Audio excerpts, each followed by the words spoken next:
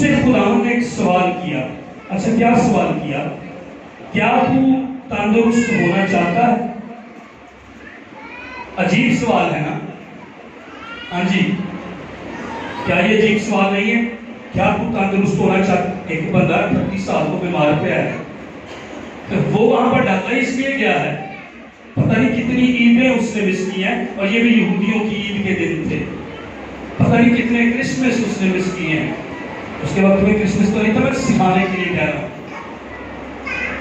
اپنے گھر سے دور، اپنے رشتہ داروں سے دور 23 سال. آپ اندازہ لگائیں، تو 4-5 دن گھر سے دور رہ لیں تو بچوں کی یاد آتی ہے، فیملی کی یاد آتی ہے، اور واپس آنے کو دل کرتا ہے. 38 سالوں سے یہ اپنے خاندان میں نہیں ہے. آپ اندازہ لگائیں، 38 سال سے ہو گئے ہیں. یسوع آ کر سوال کر رہے ہیں، کیا تو تندرست ہونا چاہتا ہے؟ ٹھیک ہونا چاہنا ہے؟ تو شفا پانا چاہنا ہے؟ کیا یہ عجیب سوال نہیں ہے؟ لیکن خداوند اس کی مرضی چاہ رہے تھے. میں نے اس کو اس طرح لکھا، اس کے اور بھی مطلب ہو سکتے ہیں. یسوع سے کہہ رہے تھے تو کیا بننا چاہتا ہے؟ یہ چرچ کے لیے آج بات ہے. تیری مرضی اس میں ہے کہ میں تجھے شفا دوں. کیوں خداوند نے کہا؟ کئی بار لوگ، چرچ سنیے گا مہربانی سے، میں اور آپ سمجھوتا کر لیتے ہیں اپنی بیماری سے. بس جی، کئی لوگ پوچھیے مجھے بہن کی حال ہے، بس جی ٹیڑے دن ننگے دے دے، دادا شکر ہے، بیماری ہے نہیں ٹھیک ہونی کوئی، وہ اس کے ساتھ سمجھوتا کر کے بیٹھ جاتے. اپنی بیماری سے، اپنی مشکل سے، اپنی تنگی سے سمجھوتا نہ کیجیے گا. میں آپ کو بتاتا ہوں، ایک ٹائم تھا جب میں نے یہاں پر خدمت شروع کی، کوئی 12 سال پہلے. میرے پاس 5 روپے کی پینسل لینے کے لیے پیسے نہیں ہوتے تھے. 2008 میں میری شادی ہوئی اور لاہور میں، اور سم ٹائم ایسا ہوتا تھا کہ میں وہاں پر اپنے دوستوں سے پیسے ادھار لے کر جاتا تھا. آپ یقین کیجئے گا، میں نے اپنی حالت کے ساتھ سمجھوتا نہیں کیا. میں پہلے دن جب مجھے یہاں پر آرڈین کیا گیا، میں پہلے دن جب وزٹ کے لیے نکلا تھا، میں اپنے ماموں کے گھر سے باہر رک گیا. وہاں پر میرے ذہن سے ایک گل آئی، مجھے چرچ نے تنخواہ بھی نہیں دینی، کیا گیا چرچ نے کیسی تنخواہ کھولنی، اور انسان جو میرے دل سے کہا کتوں آئے گا. اور اسی ٹائم روح القدس نے مجھے کہا اسی گاؤں میں سے میں تیری ضرورت ہوئی. لیکن کئی سال گزر گئے، کئی سال گزر گئے. میرے اندازہ کرو، میرے سسرالیاں میں بھی پتہ لگ گیا کہ کئی بار جو یہ تھے بڑے بندہ کوئی فوت کی ہوتی، شادی ہوتی ہے، تو اسی اندازہ کرو میری ہوتی کیسی عزت ہوئی ہونی ہے. انہوں نے یہ بھی پتہ لگ گیا کہ کئی باری ایک قرضہ چک کے آتا ہے، اور کئی بار یہ پیسے کسی کو لے کے میری عزت کی بھی ہوتی رہی. ہوتا ہے ایسا سیزن، آتا ہے. زخم کا ایک ٹائم ہے چرچ، لیکن شفا کا بھی ایک ٹائم ہے. انتظار کر رہا ہے یہ شخص، اور ایسا وقت اس کی زندگی میں آیا جو دوسرے وہاں سے شفا پانے والوں کی زندگی میں نہیں آیا. اس کا اس کی ملاقات اس کے مالک سے، خداوندوں کے خداوند سے، منجی سے اس کی ملاقات ہو گئی. ہاللیلویہ. میں نے درد کے اندر خدا پر، میں نے تکلیف کے اندر، میں نے ضرورتوں کے وقت جب میرے پاس پیسے نہیں ہوتے تھے، میں چلا جاتا تھا کسی سیمینار پر، واپسی کے لیے کرایہ میرے پاس نہیں ہوتا تھا، میں وہاں پر کتابیں خرید لیتا، میں ان کو پڑھتا تھا. میرے پاس پیسے نہیں ہوتے تھے، میں نے پھر کسی دوست کو فون کرنا، میں نے پیسے کر لو، میں کتابیں خرید لی. لیکن ایک ٹائم میرے اور آپ کی درد کا ہے. اگر ایک ٹائم طوفان کا ہے تو ایک ٹائم طوفان کے تھم جانے کا بھی ہے. اگر ایک ٹائم آندھی اور طوفان کا ہے تو اگلا ٹائم بارش کا بھی میری اور آپ کی زندگی میں آئے گا. انتظار کیجئے، خداوند کے ساتھ رہیے. خداوند اس سے کہہ رہے تھے تو کیا بننا چاہتا ہے؟ خداوند اس سے کہہ رہے تھے کیا تو تندرست ہونا چاہتا ہے؟ خداوند نے اس کا ماضی نہیں پوچھا، اور تیری شفا نہیں دے رہی ہوئی کی مسئلہ ہے؟ تیرے ایمان سے کوئی مسئلہ ہے؟ نو، خدا ایسے سوال نہیں کرتا ہے. خدا اصل میں اس کی مرضی جاننا چاہ رہے تھے. اور میں پھر کہہ رہا ہوں، اپنی درد کے ساتھ سمجھوتا نہ کریں. میں نے دعائیں کی، میں نے روزے رکھے، اور پھر خدا نے مجھے بائبل کھولے دیا. پھر ایک ٹائم آ گیا اب چرچ میری سپورٹ کرتا ہے. وقت ہے، میں نے سمجھوتا نہیں کیا. میں نے کہا خدا ممکن کر، میں نے کہا خدا لوگوں کو کھڑا کر اس بات کے لیے. ایمان میں نے رکھا. اب میں جب ایمان رکھیں گے ہو سکتا ہے خدا پوچھے تو کیا چاہتا ہے. بعض کا جب خدا سوال کرتا ہے تو اس کے پیچھے خدا برکت دینا چاہتا ہے. ہاللیلویہ، ہاللیلویہ، हालेलुया। आदम तू कहाँ है? और जब खुदा ने आदम से ये सवाल किया तो फिर खुदा ने उसको नंगेपन को ढांपा। काइन तेरा भाई कहाँ है?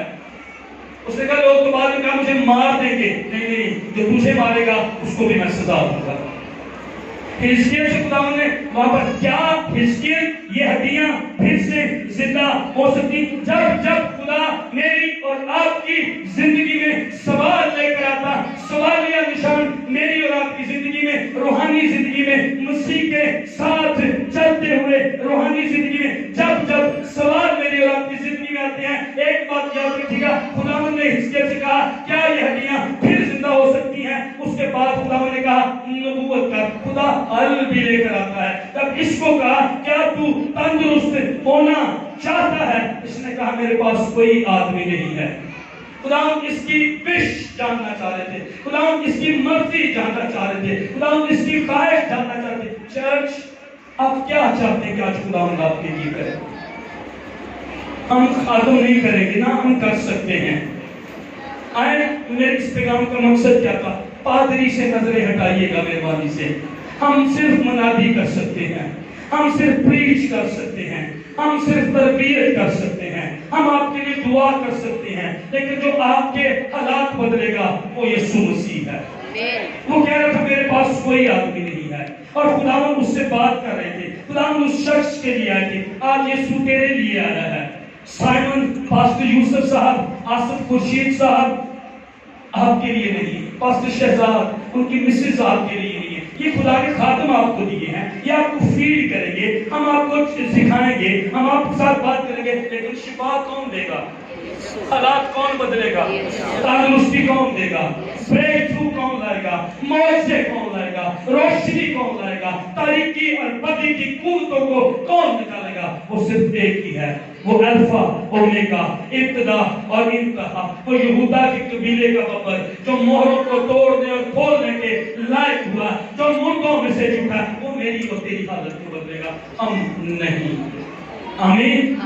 अच्छा कथा कि मैं आपके साथ ये बात करूंगा, आई ब्लेम गेम बंद कर दे, एक दूसरे पर इल्जाम लगाना बंद कर दे, पादरियों पर इल्जाम लगाना बंद करें। आप कलीसिया हैं और आप जिंदा कलीसिया हैं। जो बात करूं जैसे भाई बात करते उसी रूह ने जिसने यीशु को मुर्दों में से जलाया, वो हमारे अंदर भी, वो आपके अंदर भी है। आप मेडिकल सेंटर है खुदा, आप मौजज़ा कर सकते हैं क्योंकि खुदा ने आपको बुलाया। ये कहता खुदा मेरे पास कोई आदमी नहीं है।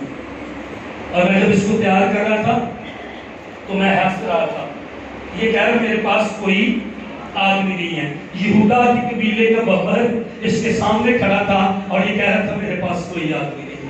आज अपनी भी ये हालत है। खुदा यीशु मसीह राइट लो यहाँ मौजूद है और शायद आपका ध्यान किसी के हाथ की तरफ, किसी इंसान की तरफ है, और जिसकी रान और पोशाक पर लिखा बादशाहों का बादशाह, खुदावंदों का खुदावंद इसके सामने खड़ा था और ये कह रहा मेरे पास कोई आदमी नहीं है।